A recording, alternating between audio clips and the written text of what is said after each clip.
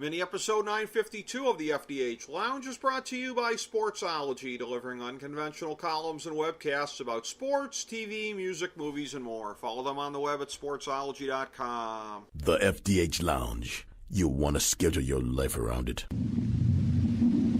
A long time ago, on a gloomy, wet Cleveland spring night, two men stand alone amidst the late-night drizzle. Their voices echo across the vacant station parking lot as they debate the merits of the great American radio show that have been missing for far too long. On that night, an idea was born. That idea became the FDH Lounge.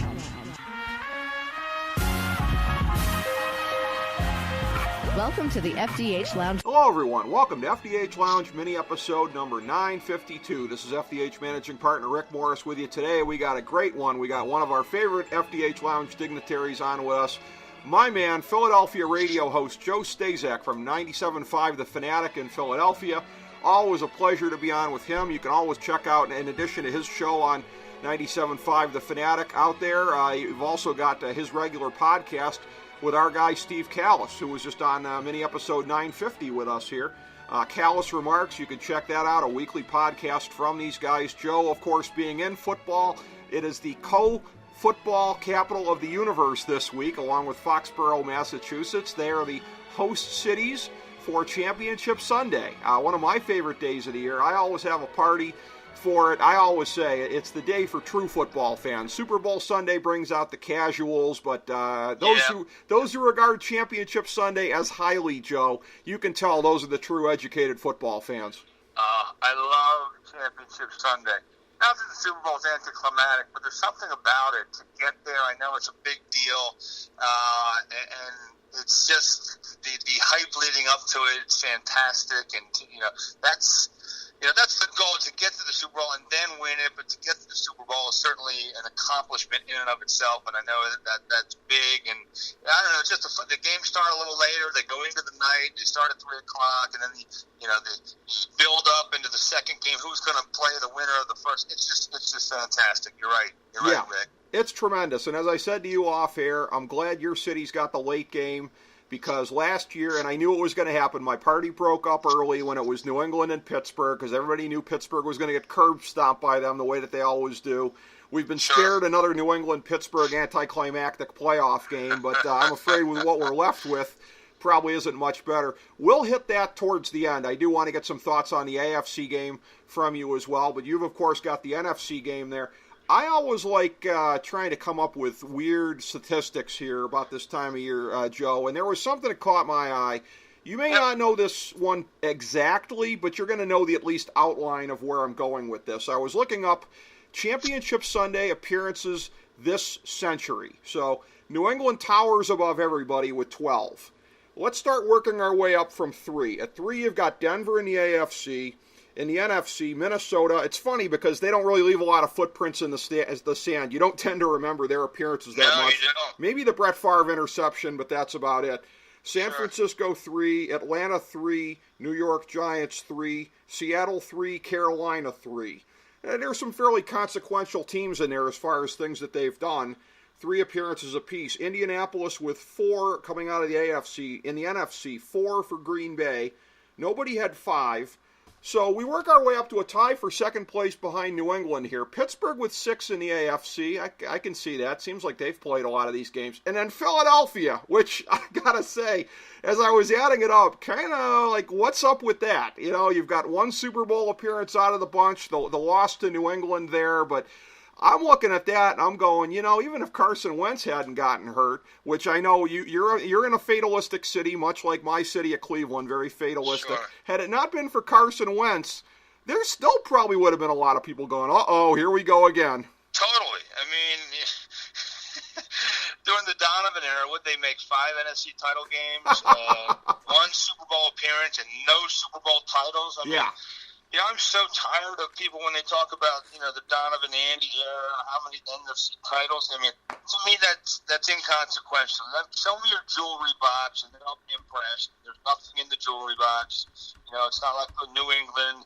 You walk into the NovaCare complex. There's nothing in the main entrance. You don't see any Lombardi trophies. I don't want to hear it. Now with Carson Wentz this year, things were looking up. I think some people started to buy in, as certainly as he continued to roll, and they were rolling everybody, and he threw 33 touchdowns and only 7 picks, and everything was going right, and then boom, one hit that takes him out. It took Philadelphia a long time to recover from that. They still haven't recovered because everyone's going in with skepticism, certainly a cynical eye with Nick Foles. Not that he's a bad quarterback, but certainly he's a drop down from Carson Wentz. So there's a lot of here we go again. But after the Falcons' victory, I think everyone. Shouldn't say everyone. I tried to calm everyone down. I thought I have any doubt they were going to beat the Falcons, but there were so many. There was thousands of people in this town. So many callers. So many people in the streets. Everyone I talked to thought that they had no shot. I think people have bought in now, and now, with the dog masks, you're going to see a lot of dog maskers. Again, they're an underdog, which is fine. I think any extra motivation is good this time of year. But I did hear Doug Peterson told his team, turn the page on that. Forget about being an underdog now. That's in the past. You deserve to be here, and let's go. And we're going to see. We're going to find out. I like being at home. I'll certainly take that. Minnesota's there on a miracle, but they certainly have a nasty defense. I think it's interesting that the two quarterbacks in St. Louis last year. One replaced the other, and they had such an awful time of it.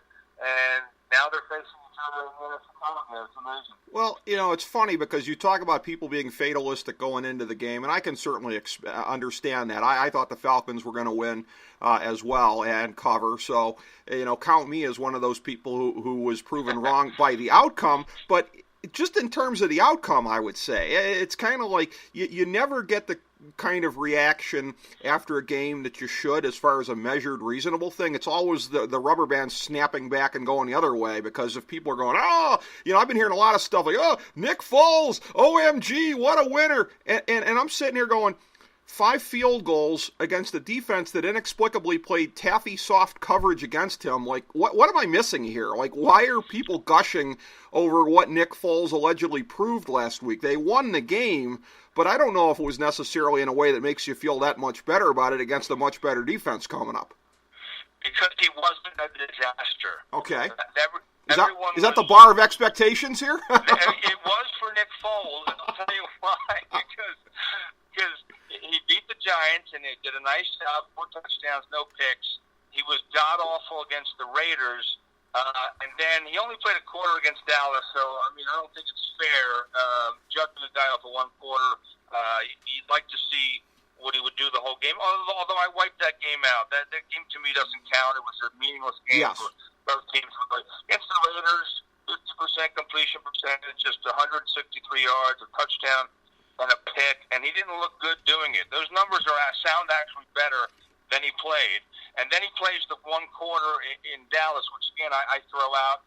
Torrey Smith dropped the 3rd pass of the game. Foles was 2 for 2, would have been 3 for 3, and Torrey Smith would have gone 39 yards and scored. It would have been a different perspective on Nick Foles, but everyone was so anxious going into the game because they were afraid Nick Foles was going to be a disaster. So, he did enough to, he engineered 2 drives, 1 in the 3rd quarter, 1 in the 4th. I know they didn't punch it in, but they did enough to get by. People are excited because he wasn't a disaster, and the defense really, shut down Atlanta. They held them to 10 points, and 2 of those, or I should say, 2 of the scores, a field goal and a touchdown, came off of turnovers. And the touchdown, they only had to move 18 yards because the Eagles were a disaster in the first quarter, 2nd quarter, 1st half.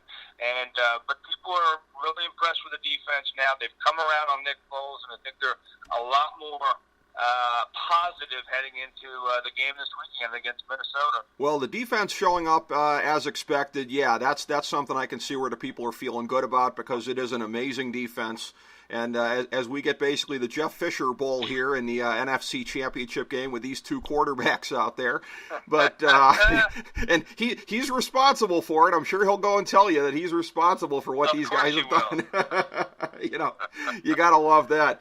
But this is one of these things where, you look at the high water mark probably between the Andy Reid era and this playoff run, and it would probably be under Chip Kelly, that run to the playoffs where they played New Orleans a couple of years ago, lost that game at home.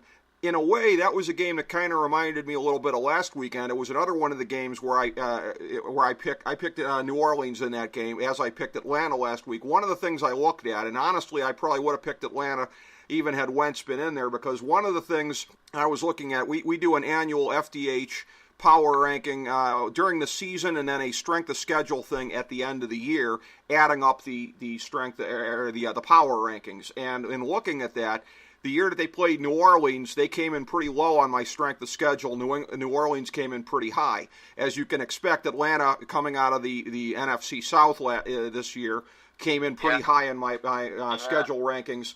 Philly only comes in 25th on that. Minnesota comes in 21st. So I don't know if this is an angle people are talking about much, but not having to play another team coming out of the meat grinder South like New Orleans, I don't know if people are looking at that or not, but if they are, that must be something they're feeling good about. Yeah, they are.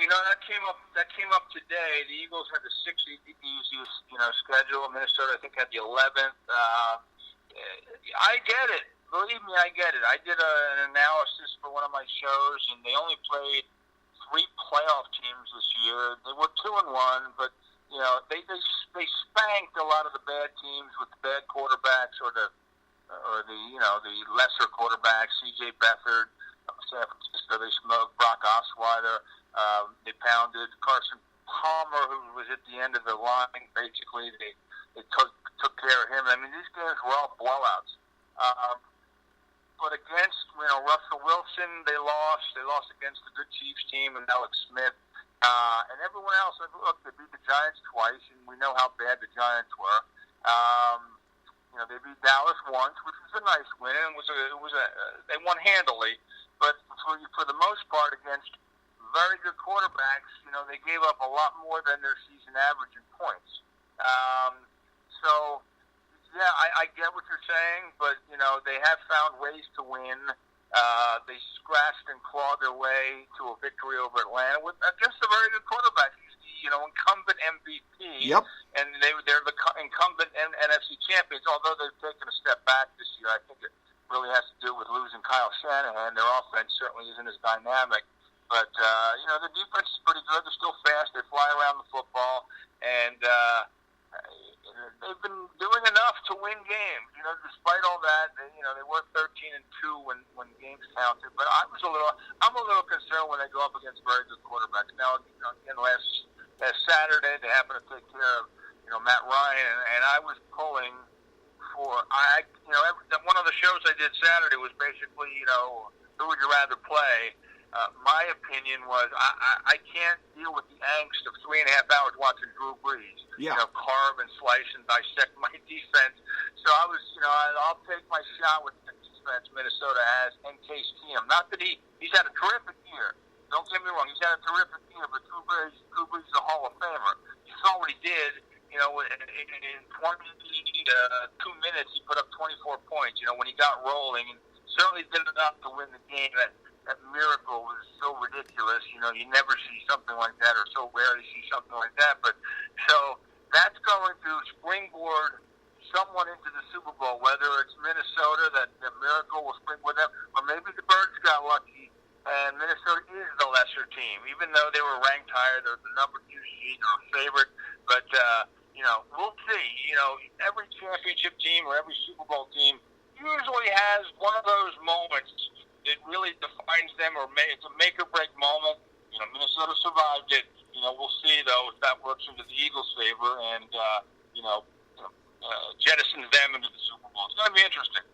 It really is, and you look at it, and much has been made of Minnesota trying to become the first team to play the Super Bowl in their own stadium. Point we've made a couple times on the show is if you want to go by the technicality of that, it is a first. But to my way of thinking, if you can sleep in your own bed the night before the Super Bowl, it's the same thing. So the 79 Rams have done it, and the 84 49ers have done it. Different stadiums, but in their home market. And the irony is, as we've said on the show a few times leading up to this, Case Keenum, what has he been if not Vinny Ferragamo 2K18? I love it. Vince Ferragamo, that's tremendous. That is tremendous. And the Niners are the Niners. They could probably, play you anywhere. I think the Rams lost that game 31-19, as I recall. That's right. Pittsburgh, had, Bradshaw and company. I get it. I mean, it's going to be a wild time in Minnesota if that's the case. It's going to be, for everyone else, the outsiders in the media, I covered games there. It's going to be like 17 below. But, inside, it is what it is. They're used to playing in a dome. That's why I like the fact that they have to come to Philly. Dome teams since 2000 are 0-4 when they play on the road in the NFC title game. I don't know if that means anything, but and I know the record is a lot worse playing outside a dome, but outside a dome they're on the road. So for the most part, I can understand why their numbers drop a bit, but their defense also drops a bit. They're the number one defense in the league. They dropped to 8th. I believe they dropped to 8th on the road. So it's going to be, in my opinion, very low-scoring game. It's going to be a scratch-and-claw game again. Might come down to field goals and the fewest mistakes. Now, the Birds survived somehow with a disastrous first half. 3 fumbles, 2 turnovers, a muffed punt, and a missed extra point. And they were only down 1 point at half. That was amazing. And maybe the defining moment in one of those make-or-break moments was at the end of the half. The ball goes off Keanu Neal's knee. You remember that. It could have been a pick, and Atlanta could have put up more points at the end of the half, but it goes to Torrey Smith. Ends up that Nick Foles hits Alshon Jeffrey like on the next play, the second play after that. Kick the field goal. They're down 1 point at the half. That was a miracle. And since 1990, teams in the playoffs that lose the turnover battle, lose the turnover battle by 2 or more, they've won 15 games and have lost, I think, 154, 145. Conversely, that happened to the Eagles in that game against New Orleans. They were a +2 and they lost that game, so they were part of that on the positive or the negative, and they were part of that on the positive. It was a win they had to eke out, and everyone's talking about it. It's their year, and they find ways to win. It's a tight locker room and whatever. I'm looking. I don't care about any of that. I want to see how they play. They got to clean up, the mess that they left in the first half. They were dribbling the ball all over the field, and it could have been even more disastrous. They fumbled at the 1 yard line. Nick Foles, a heads-up play, jumps on it, or that's a disaster. So I think they got fortunate to get away with that. Of course, you make your own luck.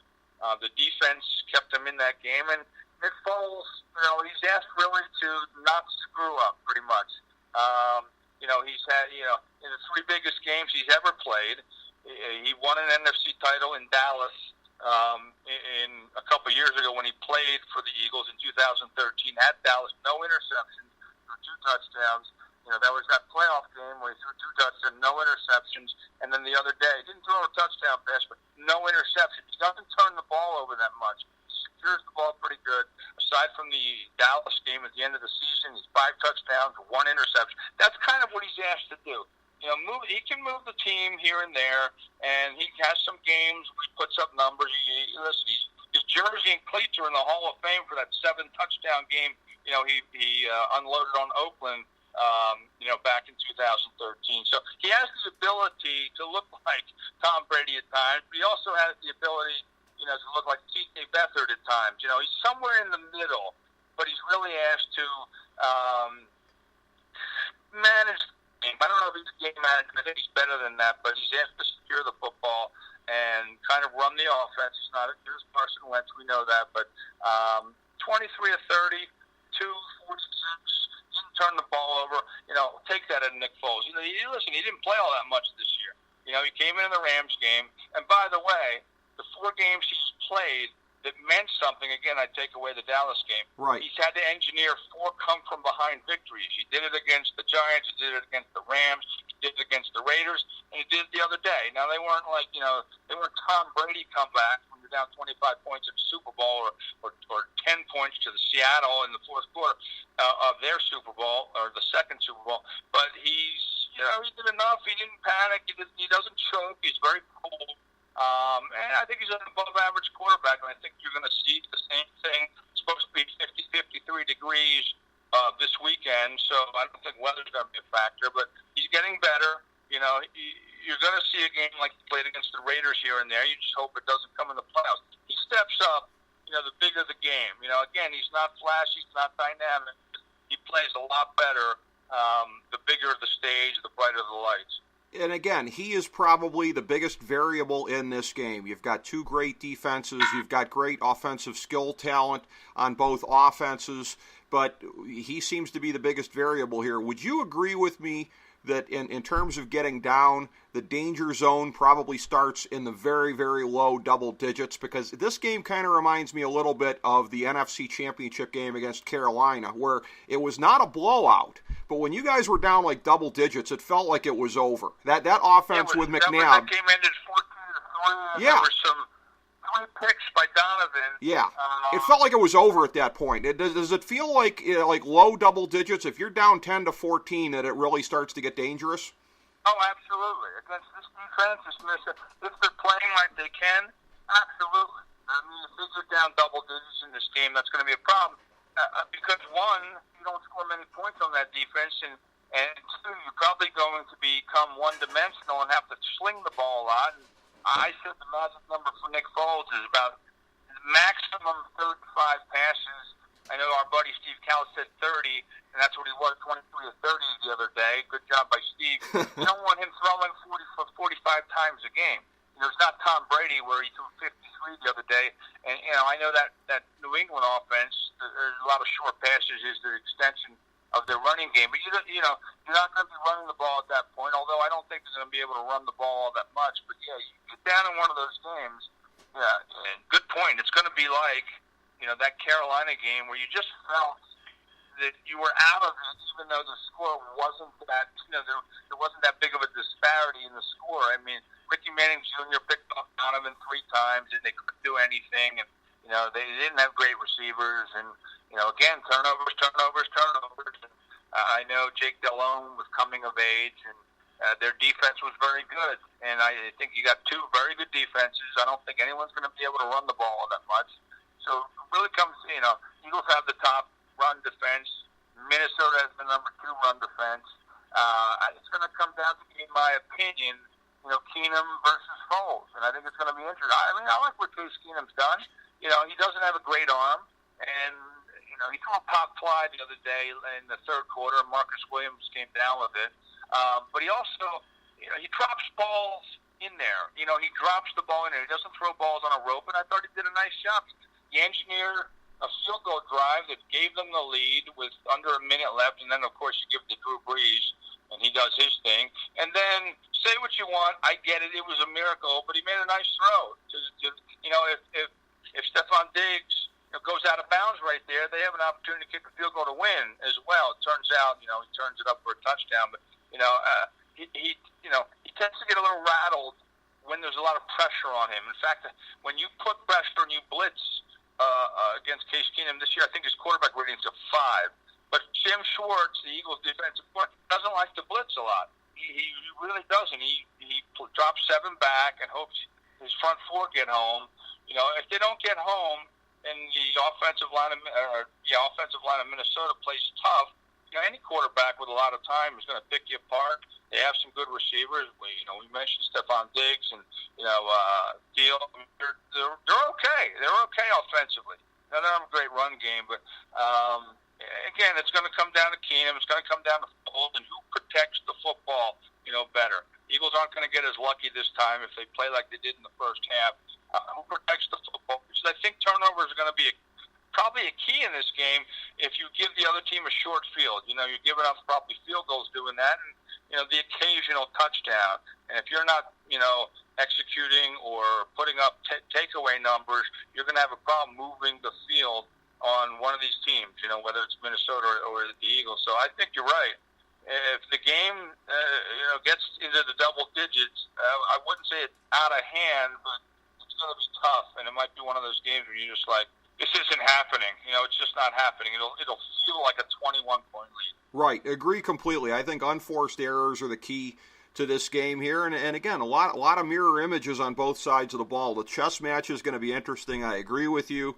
I think it's going to be one of these field position type games, and the chess match with the X's and O's, for those of us that really love that kind of stuff, this game is sort of going to be the epitome of that. But before we take a brief look at the AFC side of it here, I just want to mention a few things to you should the Eagles make it to the Super Bowl. Two off-the-field things about the Twin Cities right now. One, this is from some stuff I was reading coming out of the Twin Cities. You know who is really kind of low-key, and I emphasize low-key in this, rooting for the Eagles this week? Minneapolis and St. Paul restaurateurs, merchants, etc. They want two out-of-town fan bases, not one. Those guys are secretly rooting for you guys, my friend. That's hilarious. I didn't think about that, but you're right. That's amazing. Well, I didn't even. Yeah. I love it. Money talks. That's the great thing about this day and age is that these things are getting covered from so many different angles that you can always find articles that are talking about this kind of stuff. So I was reading about that, and then another thing was, in order to get the Super Bowl, Minnesota really leaned into the whole winter wonderland thing, right? What are you going to do, run from the whole thing of what the weather is? And, the media is going to do its usual whiny kind of, feel bad for me because I have to walk in the cold before I go eat free shrimp cocktail, that kind of stuff. We can look forward to a lot of that whiny coverage. But so they got a lot of events, that are playing into this whole thing, including, and I could not believe this, and I could not believe this sold out, 4,000 tickets and it's sold out, to ride a zip line over the Mississippi River, to freeze your ass off plunging over the Mississippi River, where it's probably nothing but ice right now anyways. Can you believe that? 4,000 tickets and it's already pre-sold out. Are you kidding me? I'm not. That's amazing. Nothing surprises me anymore. That's unbelievable. I know. Just unbelievable. I can't believe they did that. I cannot believe, and much less that people have gone for it. And so any of the, it'll be cold weather fans if it's any team except for Jacksonville that's coming into the Twin Cities. And as a segue here, I don't think that's going to happen, albeit, the little bit of, devil's advocate that I've seen from people as well. Who's the greatest at beating the Patriots in the postseason? Tom Coughlin, and he sits in with the coaches. He'll be sitting in with the coaches this week and giving his 2 cents. So there's that. There's the fact that New England, when you look at it, no matter who's beating them, whether it be the Giants in the Super Bowls, whether it be the Ravens in the AFC playoffs, the times that he's gone out, it's been games where he's had to deal with that kind of overwhelming pressure, and obviously this Jacksonville defense can bring it to you, as we saw last week. But I just keep coming back to this when you're looking at the law of averages here, is that they advanced the Jaguars in a game, and the Patriots, by the way, I don't think we even need to touch on that, advanced pretty predictably in the kind of game that we all saw coming. The Jags, meanwhile, that's a game, if they play it 100 times, maybe it goes that way 2 or 3 times. They won giving up 35 points or 42, depending on how you want to go. The last touchdown, we can probably throw it out because all the Jags were looking to do was kill the clock. So even if we say they gave up 35 points, still, it's one of these kind of deals where their best case scenario is they have to go into New England and play much better defensively than they did against Pittsburgh. Oh, by the way, also probably sustain another great game from Blake Bortles. I mean, what are the odds of both of those things happening? Well, you're right. I mean, they have a puncher's chance. I mean, anything can happen. The Patriots, the problem. It didn't matter really who won that game because they owned Pittsburgh. Yep. And Jacksonville, Tennessee's nice year. The chance that they have is, you mentioned it, and I was going to mention it, very good by you, the Tom Coughlin, he's poison to the New England Patriots. He might have a hand in assisting, the game plan, and Doug Marrone down there in Jacksonville. Their defense is that good, although they laid an egg against Pittsburgh, but somehow, they had a scoop six, but somehow, the offense kicked it. I didn't think that Pittsburgh had it in them to give up 45 points or 38 points. It's one of those games that both defenses collapsed, and Roethlisberger went nuts. And Pittsburgh, they put up 545 yards against one of the best defenses in the league. We've also seen them play very well. I know it was Tyrod Taylor, but they really shut down the Bills. In their first game. I think they're going to play well. I really do. I think it's going to be closer than folks think. The line is 9. I take the Patriots every week because they cover so often. But I think this might be a Jacksonville line. I think it's going to be closer than folks think. And the I don't want to call him the X factor, but the real downside for Jacksonville, is Blake Bortles. He's hit or miss, and even when he hits, he's not great. I mean, they put up 38 points. He only had 1 touchdown pass, but he played well enough to win. They had the running game going. They rushed for you take away Bortles' numbers because he rushed 5 times for 35 yards. Right. And they basically had 129 yards rushing on 30 carries. And Fournette, he does have a little bit of an injured ankle, but he rushed. He ran all over them. He had 109 yards and 3 touchdowns. And they don't have a dynamic receiving core. Keenan Cole and Marquise Lee and T.J. Yeldon's a running back, but he led last week in receiving. So obviously I like the Patriots. I think it'd be nuts to pick Jacksonville. But stranger things have happened. It's very tough to get back to the Super Bowl, but it's New England. And, their road to the Super Bowl, if they win, Tennessee and Jacksonville, God bless them. They got off to a bad start. They got whacked by Kansas City. They lost to Carolina, almost lost to Houston, and then they put one of those runs together. But they're not as good as they used to be defensively, but, they have Brady. He's a guy you can have 50, can have him throw 53 times and still be Tom Brady, an 82 rating the other day, 3 touchdowns. He didn't turn the ball over, wasn't sacked once. The defense is what they are. They sacked Mariota 8 times last week. They were all over Mariota. Game. I know they scored first, but the game wasn't even as close as 35-14. So obviously I like New England, but I think it's going to be a little closer than folks think because I think Jacksonville's defense will be right. But you got Blake Bortles back there, and if he can control what he does best and secure the football, and not turn it over, I think they have a shot to keep it close. Yeah, that's an interesting point there, and that perhaps the back door at the very least could be open if Jacksonville can hang. That's what I'm thinking. Okay, yeah. As opposed to hanging with them neck and neck, Fermat and Aladar the whole way. You're looking more at the back door. The whole way. It's tough to hang with New England the whole way because they'll get separation. He scores first, and next thing you know, you're getting whacked. And you can outscore 35-7 before you know it. You're getting your doors blown off. So, as long as they have Brady, people are saying, well, he's not Brady anymore. He's 40 years old. Really? There's 33 touchdown passes this year. He threw for 4,500 yards, and he's probably going to win the MVP. I'll take that. I'll take a 40-year-old, slinging the ball like that. So, that article that came out a couple weeks ago, there might be cracks in the foundation, but, both guys are very professional, Belichick and Brady, and they like to win, So there have been other teams that have not gotten along or have problems, with relationships or whatever, that have won before, and this is certainly one of them. They just continue to be a juggernaut. And, Julian Edelman's, been out, and he was a key to that offense last year, and they keep right on rolling. They keep right on rolling. Deion Lewis, it used to be James White last year. Now it's Deion Lewis. Doesn't matter. Once you put a Patriots helmet on, you become a different player. It's amazing. The Patriot way. There's really something to that. Yeah, Deion Lewis looks like a different player than when he used to wear an all-orange helmet, I'll tell you that. And the green helmet with property. Well, yeah, we can. That's yet another thing that bonds our cities. We can both share in how Deion Lewis couldn't get it done in our cities like he's doing in Foxborough. But Unbelievable. well, I tell you what, too. Here's a clip and save notice about this. You mentioned about Brady being 40 and some of the things that can happen. All you've been hearing the last couple days is when you look at the Final Four, it's Brady and the three journeymen. Well, flashback to the old turn of the century here when Tony Siragusa accidentally on purpose snapped the shoulder of Rich Gannon here. One of those Jacksonville guys gets a hit on him. It's been the year of the injuries here. We could be looking at Brian Hoyer as the fourth of the four quarterbacks, and then it's anybody's world, Joe. Then it's anybody's world, absolutely. Yeah.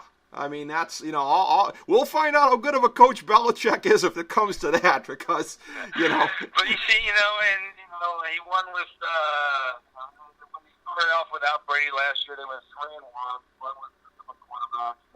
Belichick seems to, find a way to get his quarterbacks in good positions. And Brian Hoyer is Brian Hoyer. He is what he is, but he's a gamer. He's a gamer. Hopefully, I don't want to see Tom Brady injured, but you're right. I mean, I posted something on Facebook, with WTF, you got Nick Foles, you got Case Keenum and Blake Bortles, and then you got Brady. I mean, there's quite a disparity between the quarterbacks, and I'm not sure the NFL is all that psyched about it with their ratings in jeopardy. Especially if Jacksonville wins, or the Eagles, face Jacksonville and Minnesota does, and then you got Case Keenum and Blake Bortles. Really, there's not a lot of star power there, but who knows? They got some good defense. Jacksonville has good defense. Eagles have a good defense. Minnesota has a good defense. I think New England of the defense is probably fourth, and defense wins this time of year. So and turnovers are the difference, the great equalizer. So you never know.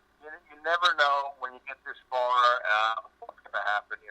Jacksonville has felt disrespected, much like the Eagles have felt disrespected. So, we'll see.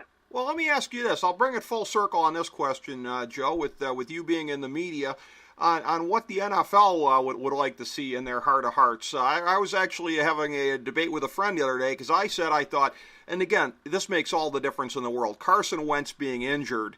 I would agree with my friend that looking at media market size, the NFL would probably prefer Philly over Minnesota.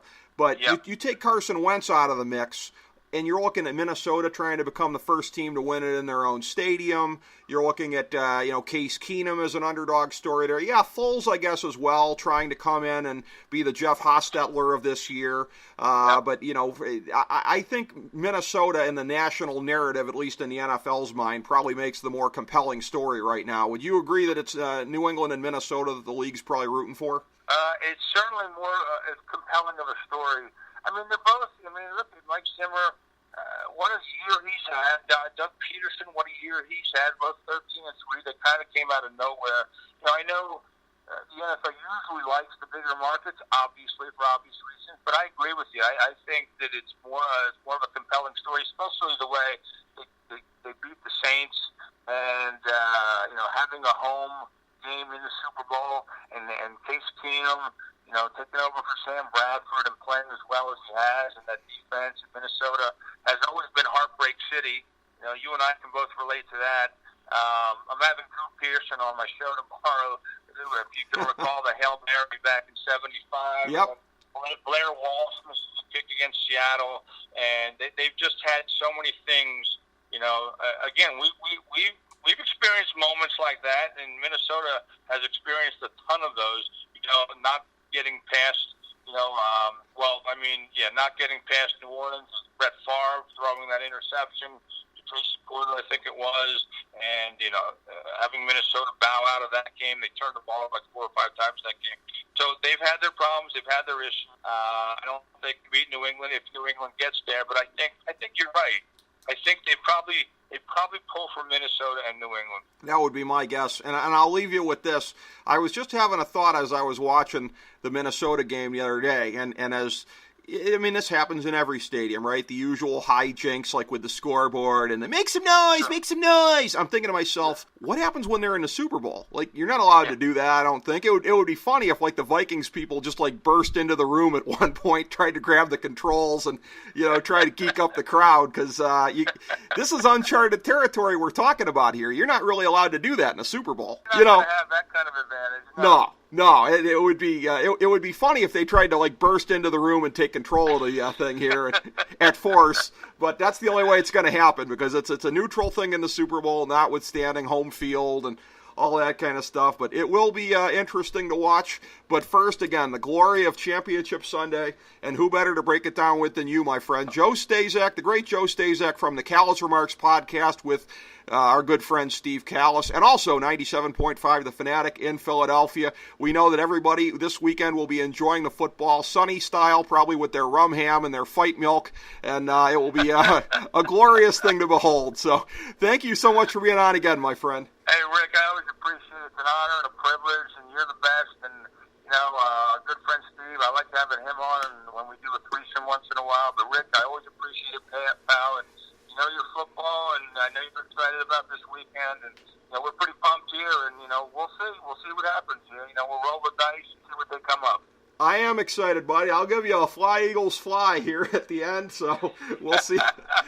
We'll see how it goes, my friend. Thank you for being on, and thank you, everybody, for listening to mini episode number 952 of the FDH Lounge. As we bring the show to a close, we would like to extend our deepest gratitude to NBC, CBS, ABC, Fox, all Clear Channel affiliates, TNT, TBS, USA, UPN, Deadspin.com, YouTube.com, YTMND.com, MySpace.com, various blogs, Fox News, CNN, CNBC, MSNBC, IamBoard.com, Billboard.com, Google.com, ESPN, ESPN2, ESPN News, ESPN Classic, NBA TV, NFL Network, Sports Time Ohio, Athlon Magazine, Comedy Central, Cartoon Network, The Boomerang Channel, QVC, BET, The Spice Channel, Steno Notebooks, Manwich, Papermate Office Supplies, Waitresses, Strippers, Bartenders, Garbage Men, Janitors, Microwave Popcorn, the writers of The Office, Scrubs, Entourage, My Name is Earl, Oz, Metalocalypse and the Boondocks, Aquafina, and The Periodic Table of Elements.